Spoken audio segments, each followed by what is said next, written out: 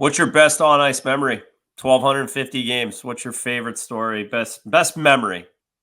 Probably the game 7 comeback against Boston when we were down 0-3 against them. We were playing good. We were still losing games, and you win one game, you're down 3-1, down 3-2, 3-3, and we get into game 7 in Boston, which is like one of the coolest arenas as well.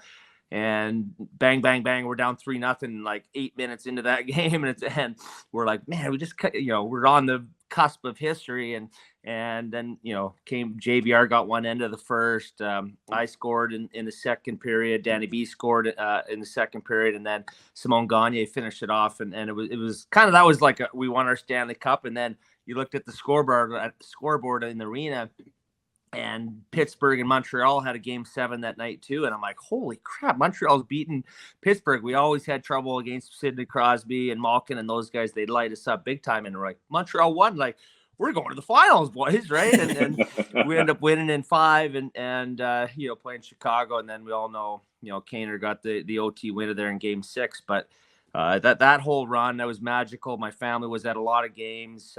I just got divorced, so I felt like I was a free man under the old reign that was dominating me. So got out of the old regime. Exactly. And I just was, having a good time off the ice, really good time off the ice, and playing some of my best hockey there in the playoffs too. So that was awesome. It's funny because, typically history remembers the winners, right? And so that Kane, Taves, and obviously the coming out party for the Hawks in that period. But man, I think a lot of people forget, Scottie, just how freaking good that Flyers group was that went to the final. Like you talk about, like you had a magical comeback. Like not a lot of teams in the history of hockey have come back from down 0-3 and then to come back and win in 7 games and to do it against Boston. But Pronger, Briere, Carter, Richards in their absolute prime, Claude Giroux coming out party for him. Like, if all your goalies aren't hurt, I mean, maybe it's a different story, but man, like how good was Chris Pronger with you guys still at that period too? Yeah, right? we called him the Beast just because he just, his long reach, and he could do everything. He got away with more on the ice from the referees than anyone else I think that I've ever seen play the hockey game. He would slash me when he's in St. Louis, like, just hacking me behind the legs in front of the net on the power play. I'm going down, no calls, right? Nowadays, you touch some guy on the shin pad, you got a match penalty and you're suspended for 5 games. So it's a little bit different. He was awesome. Chemo teaming in, Simon Gagne. Yeah. We had Billy Leno had an unbelievable playoffs with me and Danny B. So it was a special group. You look back and you look at their lineup, it's like, they had some really good young players as well. Patrick Sharp had a good playoffs, a good run there. Yeah, it was like, man, how did we not win that? So it's one of those, things you look at the end of your career and you think you're going to get back the next year, and you think you're going to, it's so easy to get there because it seemed easy, right? With the win against Montreal in the Eastern Conference Finals, but it's a grind. It's the 82 games, the playoffs, everything. You have to really run into some luck, but also have a really, really good team. It's a heck of a team off the ice too, huh? That's a pretty good lineup off the ice. There was. I heard a lot about the off ice. Carcillo, me, Richards, Carter. It was funny because it was basically like Richards and Carter and Carcillo, like those guys were in the papers about partying and going out. And that was the whole Dry Island, right, Scottie? Yeah, there was a few guys that didn't go on that island. It was me, Chemo, Richards, and Carter. And you can't force someone to do something you don't want to do, right? And a couple weeks into that Dry Island, we're at a club called Recess, like after hours, and we're looking at some of the guys that were on Dry Island. We're like, whoa, I'm telling on you tomorrow when we go to the rink, you dirty guy.